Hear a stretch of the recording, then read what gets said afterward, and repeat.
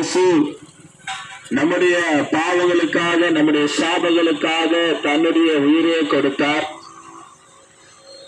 இவர் வானத்தையும் பூமியை படைத்தவர், மனுஷனை படைத்தவர். இவர்தான் மனுக்குலத்தை மீட்க, மனுக்குலத்தை ரட்சிக்க தன்னையே ஜீவ பலியாய் ஒப்பு கொடுத்த ஆண்டவர் இயேசு. இந்த ஆண்டவர் இயேசு கிறிஸ்து நம்ம மீட்க வந்தார், நம்ம ரட்சிக்க வந்தார், நமக்காக சிலுவை சுமந்தார். பிரியமான சகோதர சகோதரிகளே, நீங்க அநேக வேதனையில் இருக்கலாம், கண்ணீரில் இருக்கலாம், கஷ்டத்தில் இருக்கலாம். ஆனால் இயேசு கிறிஸ்து உங்களை விடுதலை தருவார். இயேசு கிறிஸ்து இந்த பூமிக்கு வந்த நோக்கம் மனுக்குலத்தை மீட்க, அதாவது பாவத்துல சாபத்தில் இருக்கிறவர்களை விடுதலை கொடுக்க அவர் வல்லமையுள்ளவர். தன் பாவத்தை மறக்கிறவன் வாய்வடை மாட்டான், அதில் அறிக்கை விட்டுருவனும் இரக்கம் பெறுவான். ஆகினாலே பாவத்தின் சம்பளம் மரணம். பாவம் செய்கிறவர்கள் நரகத்துக்கு போவார்கள். இயேசுவை ஏற்றுக்கொண்டு பரிசுத்தமா வாழ்கிறவர்கள் பரலோகத்துக்கு செல்வார்கள். இன்றைக்கு உலகம் பாவம் நிறைந்திருக்கிறது. எங்க பார்த்தாலும் பாவங்கள், அசுத்தங்கள். ஆகையால இதிலிருந்து விடுதலை கொடுக்க இயேசு வல்லவர். குமார விடுதலாக்கினால் மெய்யாகவே விடுதலை ஆவீர்கள். உங்களுக்கு விடுதலை வேண்டுமா? சந்தோஷம் வேண்டுமா? சமாதானம் வேண்டுமா? ஆசீர்வாதம் வேண்டுமா?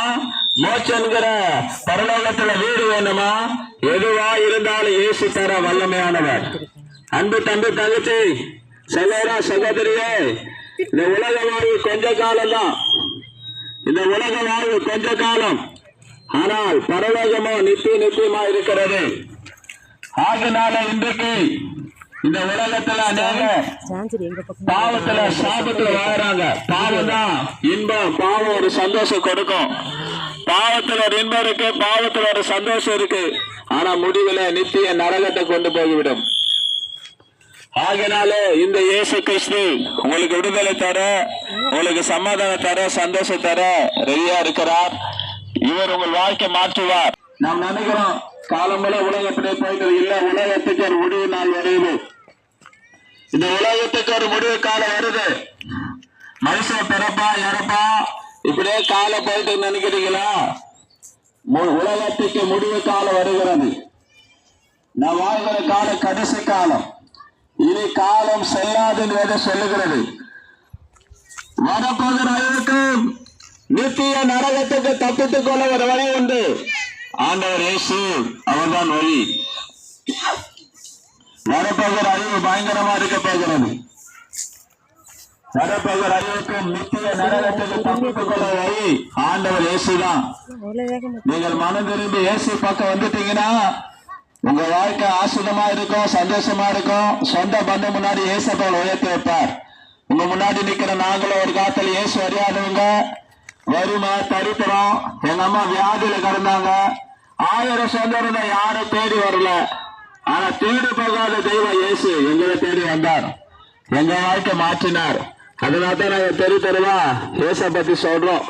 நாங்க பெற்ற நன்மையா நீங்க பெற்றுக்கணும், நாங்க பெற்ற ஆசீர்வாதத்தை நீங்க பெற்றுக்கணும். இலவசம்தான். ஏசப்பா உங்கள்கிட்ட பணத்தை கேட்கல, பொருளை கேட்கல, எதுவுமே கேட்கல, இலவசம். அதனால இந்த இலவசமான நன்மைகளை, ஆசீர்வாதங்களை நீங்க பெற்றுக்கொள்ளுங்க. கர்த்தர் உங்களை ஆசீர்வதிப்பார். உங்களுக்காக ஜெபிக்கிறோம். பரலோக பிதாவே, இந்த கிராமத்தை ஆசீர்வதியும். அநேக ரட்சிக்கப்படணும்ப்பா. பாவத்துல சாபத்தை விடுதலை கொடுங்க. யார் யார் என்ன கஷ்டத்தில் இருக்கிறாங்களோ விடுதலை தாங்க. ரட்சிக்கப்பட்டு பரலோக பாகத்தை பெற்றுக்கொள்ள கிருபை செய்யுங்கப்பா.